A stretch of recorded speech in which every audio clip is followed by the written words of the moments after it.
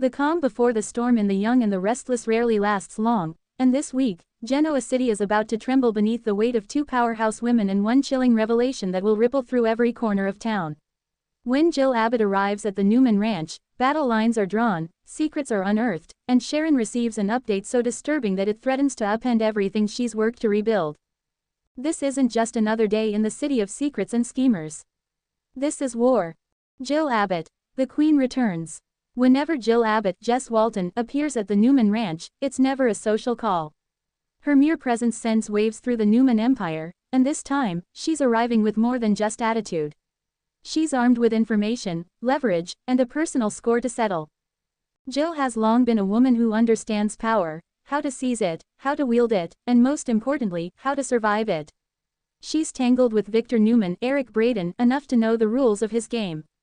But as she steps through the iconic ranch doors, she makes it clear, she's not here to play by the rules, she's here to change them. I didn't come here to exchange pleasantries, Victor, she declares, her tone slicing through the polished air of the great room. I came because I'm tired of watching you destroy everything you touch, including Chancellor Winters. Victor's eyes narrow, the Black Knight is never one to be cornered. Careful, Jill, he warns in that low, dangerous voice that could chill a volcano. You're treading on sacred ground.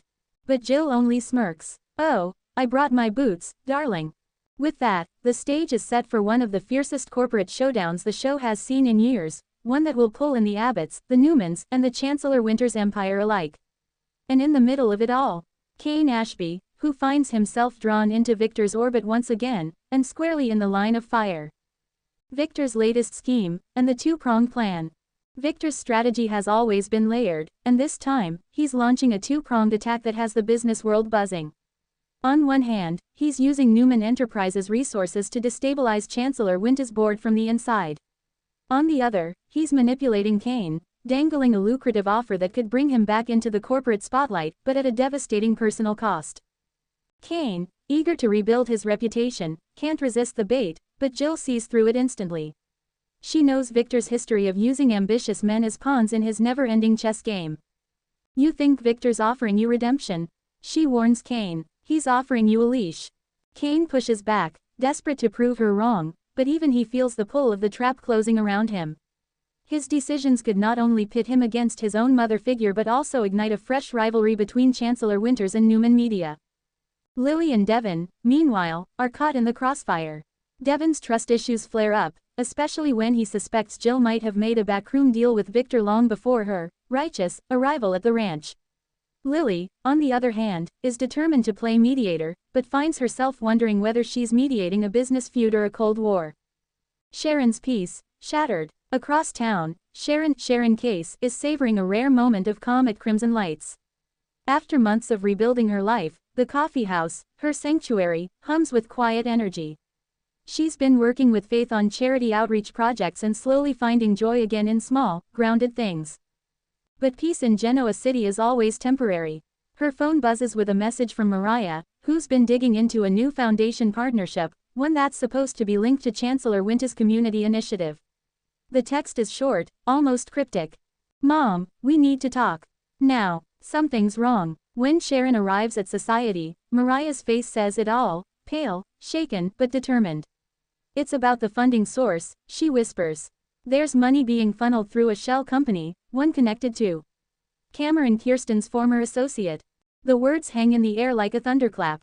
Cameron Kirsten, the man who terrorized Sharon and her family, the man she thought she'd finally put behind her, is somehow haunting her from beyond the grave. The foundation, the one she'd poured her heart into, may have been compromised by someone trying to resurrect his dark legacy. And worse, there's evidence that someone in Genoa City has been communicating with this associate. Someone with access to Sharon's project files. A ghost from the past. The revelation sends Sharon spiraling. She's been strong before, but this feels different, more invasive, more personal. Nick Joshua Morrow is the first to sense something's wrong when he finds her back at Crimson Lights, her hands trembling as she tries to steady a cup that's long gone cold. Talk to me, he urges. What happened? At first, Sharon resists, unwilling to reopen old wounds. But when she finally explains, Nick's protective instincts ignite. Whoever's doing this, they're not just messing with you. They're trying to pull you back into that nightmare. It's not long before Chance Connor Floyd gets involved, too. As a detective and someone who's shared an emotional connection with Sharon, he dives headfirst into the case. What he uncovers is enough to make the hair stand up on the back of his neck: encrypted communications between a known associate of Cameron's and a Genoa City IP address, one traced suspiciously close to Newman Media. The question now becomes, is this an outside threat, or an inside job? Jill vs. Victor. Round 1. Back at the ranch, the corporate confrontation reaches a boiling point. Jill confronts Victor with documents of her own, evidence that Newman Enterprises has been covertly acquiring minority shares in subsidiaries tied to Chancellor Winters. It's a chess move, and she's countering with her own. "You're trying to choke my company from the inside out," she says coldly. "And I'm not going to let you." Victor, always one to admire a worthy adversary, leans back and smiles. "You've always had fire, Jill. But you forget, I built empires while you were still counting your dividends." That's when Nikki enters, her presence instantly commanding the room. She's had enough of the testosterone-fueled power plays that constantly put her family, and her marriage, in jeopardy. "If you two are so eager to destroy each other," she snaps, "do it somewhere that doesn't reek of champagne and nostalgia." Jill chuckles, unfazed. "Oh, don't worry, Nikki. The only thing I plan to destroy is Victor's illusion of control." The two women lock eyes, and the air crackles with decades of rivalry and buried resentment. For Nikki, Jill's return threatens her carefully maintained stability. For Jill, it's about reclaiming a legacy she believes was stolen. The ripples reach Newman Media. Meanwhile, at Newman Media, Adam Mark Grossman and Audra Zuleika Silver are watching the fallout from their digital war room. When Chance's investigation begins to zero in on a Newman IP address, panic sets in. Audra tries to stay composed, but her voice wavers. "Adam, if this traces back to us, if it looks like we had anything to do with Cameron's associate, it could destroy the company." Adam's eyes darken. Or someone wants it to look that way. He suspects Victor. After all, manipulation is the Newman patriarch's native language. But as the digital trail grows colder and stranger, Adam realizes this isn't his father's doing. This is something darker, and it's closing in. Sharon's breakdown, and her resolve. The weight of the revelation begins to crush Sharon emotionally. One night, alone at Crimson Lights, she replays old memories, her encounters with Cameron, her fear, her resilience. Tears well in her eyes as she whispers to herself, "I thought he was gone. I thought I was free." But Sharon Newman isn't the same woman she was years ago. She's endured loss, heartbreak, and terror, and she's risen every time. The next morning, when Nick and Chance check in, they find her calm, collected, and focused.